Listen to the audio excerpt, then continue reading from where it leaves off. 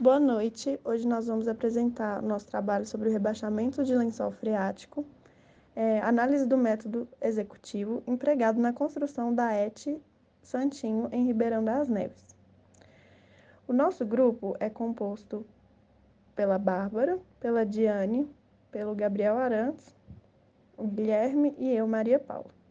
Então, nós vamos abordar os seguintes tópicos: o rebaixamento do lençol freático, águas subterrâneas e os aquíferos, os principais métodos de rebaixamento e os resultados e análises. Então, nós sabemos que no ramo da construção civil, a perfuração do solo é algo muito frequente, principalmente porque nós utilizamos esses elementos estruturais e toda a carga desses elementos ela é passada para o solo. Então, essa perfuração, muitas vezes, elas podem chegar a vários níveis, inclusive de lençóis freáticos, e dependendo da situação, é necessário retirar a água para manter o lugar seco e seguro para tornar um solo adequado para a construção. Quando é necessário retirar essa água, nós chamamos de rebaixamento do lençol freático. E esse método pode ocasionar a melhoria das condições do solo. Também, ela pode fazer com que os taludes eles fiquem mais estáveis, evitando muitas vezes o escorregamento e também reduz a área impactada pela obra.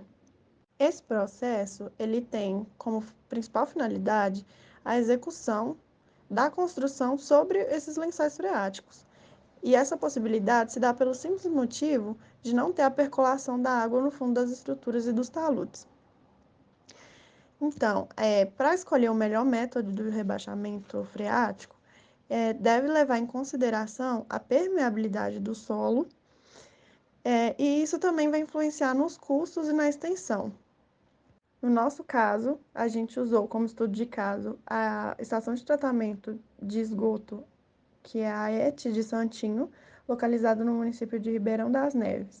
Foi utilizado esse rebaixamento do lençol freático nessa construção. Bom, falando um pouquinho sobre o rebaixamento do lençol freático. Para qualquer concepção de uma construção civil, o conhecimento na área e as investigações geotécnicas são muito importantes, principalmente para você saber, né, as características do solo, conhecimento da presença de lençóis freáticos, entre outras coisas.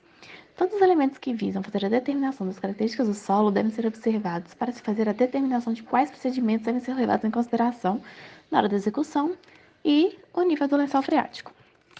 De acordo com a NBR 6484, no decorrer do processo de perfuração, quando o solo demonstrar um aspecto úmido ou deve-se atentar, né, a essa aproximação de água, ou até mesmo se o solo estiver molhado em alguma parte que esteja inferior ao altura helicoidal, que configura a presença do nível de água.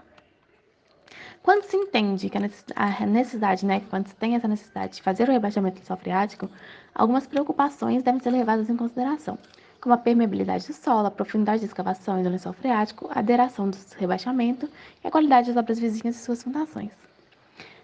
Além disso, pode ocorrer também a possibilidade do lençol freático estar bem próximo à superfície, o que pode haver infiltrações das construções, alagamentos e rebaixamento do solo.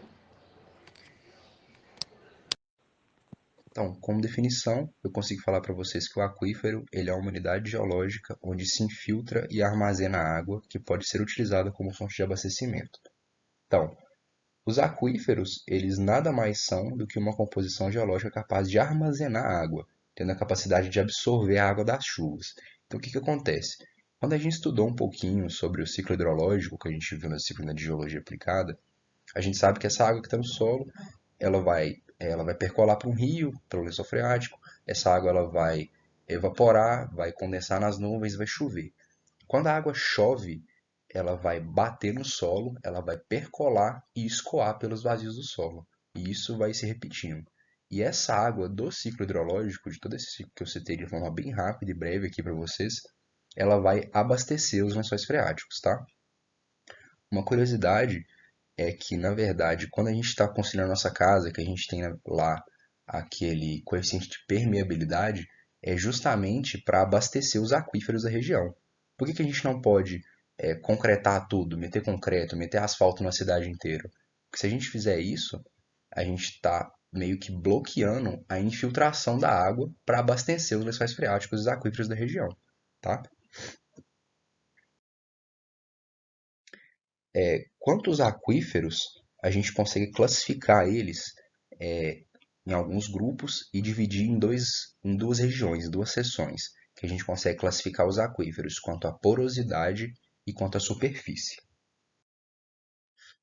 Quando a gente vai classificar quanto à porosidade, a gente consegue falar que esses aquíferos eles são porosos, fraturados ou kársticos.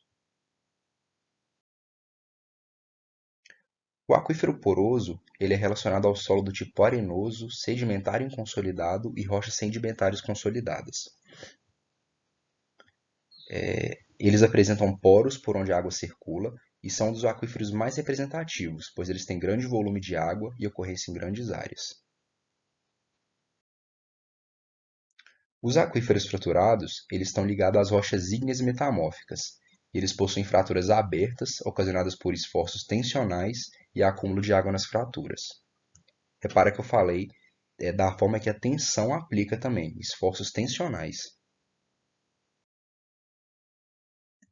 E por fim, os aquíferos kársticos, que são formados das rochas carbonáticas.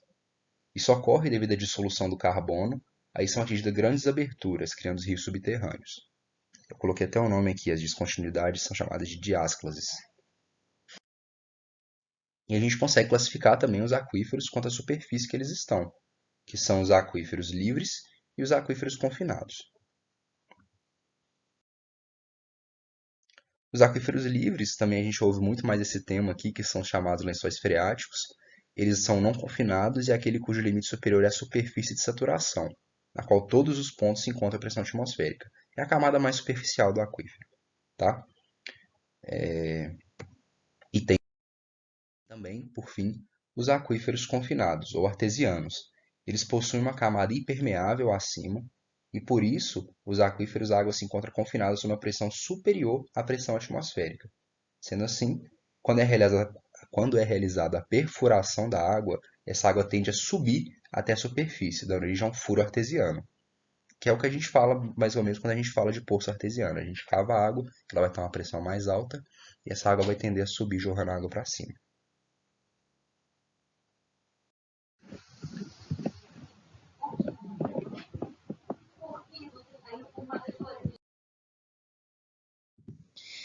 Os principais métodos listados são o bombeamento direto superficial, o sistema a vácuo, as ponteiras drenantes ou well points, os poços profundos e a drenagem por eletrosmose.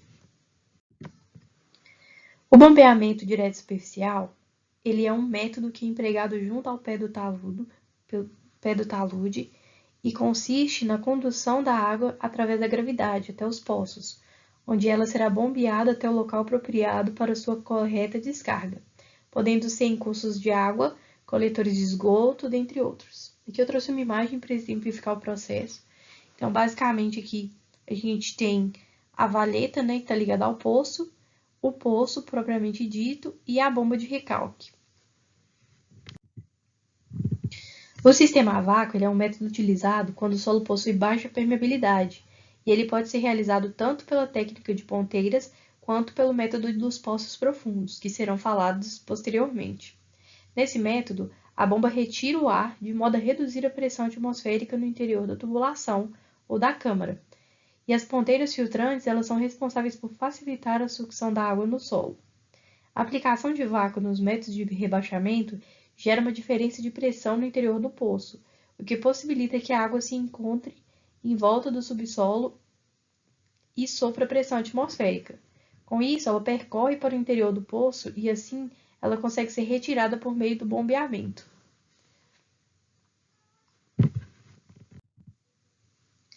Já as ponteiras drenantes, as well points, elas constituem-se de ponteiras com pequenos tubos, usualmente com diâmetro de 2 polegadas e um comprimento de aproximadamente 1 metro, que são perfurados e envolvidos por uma malha com pequena abertura ou por geotêxtil.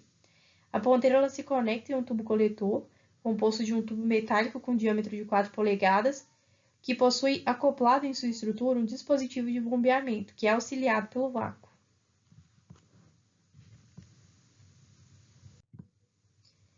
O método de bombeamento por poços profundos é utilizado quando se é necessário executar um rebaixamento de grande profundidade, com vazões de recalque acima dos 50 metros cúbicos por hora e a altura de recalque em torno de 100 metros.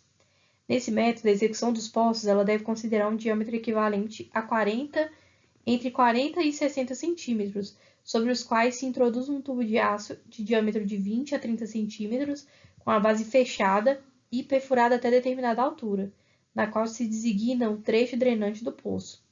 A bomba centrífuga é inserida na parte inferior do tubo e é anexada junto ao motor elétrico. Então é colocado um sistema de relés. Esse sistema provoca um acionamento no momento em que a bomba alcança seu nível máximo, do mesmo modo que desliga quando alcança o nível mínimo. E esse processo assegura o funcionamento permanente e submerso da bomba.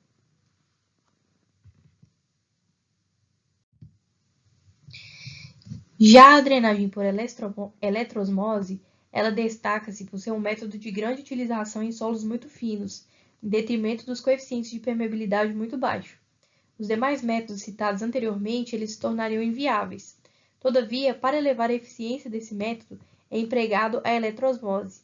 Esse processo geralmente é adotado com a combinação dos poços ou ponteiras com fluxo de eletricidade no solo, e a partir daí, esse processo ocorre por intermédio de dois eletrodos que são cravados no solo saturado. Dotados de corrente contínua entre eles, nesse caso, a água composta nos vazios consegue migrar do eletrodo positivo do ânodo para o eletrodo negativo, o cátodo. Nessa dinâmica, o cátodo atrai as partículas positivas da água e o bombeamento, então, tem a função de removê-las. Então, vamos falar agora um pouco sobre análise de resultados. Quando foi realizada a construção da ET de Santinho, o primeiro passo foi fazer uma pesquisa de mercado qual seria a empresa especializada no ramo de rebaixamento de lençol freático para se ter uma precisão maior desse rebaixamento, porque o rebaixamento é uma coisa de um serviço de uma alta precisão. E com isso, a empresa deveria ter seus próprios equipamentos e ter o serviço especializado nessa área. A empresa escolhida deveria saber todos os processos da realização do rebaixamento. Todo o processo de acompanhamento era supervisionado com a apresentação de boletins e sempre seguindo os processos rigorosos de segurança. O segundo passo, depois que foi feita a escolha da empresa, foi escolhido um método para rebaixamento. O método que foi escolhido era chamado de well points, ou ponteiras drenantes. Esse método foi escolhido porque é um método realizado a seco, fazendo com que o solo fique bem mais coeso e fazendo com que a ascensão da água aconteça sem a presença de partículas finas, e com isso evitando o recalque. O processo de rebaixamento foi feito em 5 etapas, quando se presenciava o acúmulo de água, em seguida a escavação, depois a escavação com as ponteiras, a concretagem e o sistema de drenagem finalizado.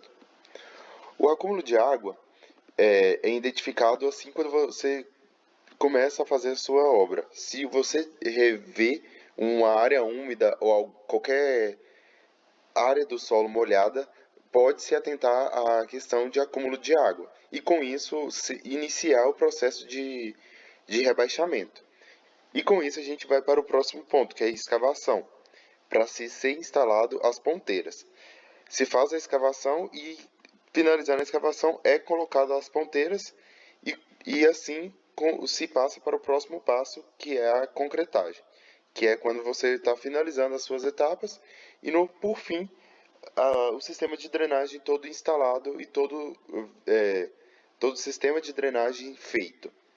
Como as imagens apresentadas já são do próprio ET de Santinho, a gente pode perceber que as 5 etapas, desde o início, é feito o sistema de drenagem.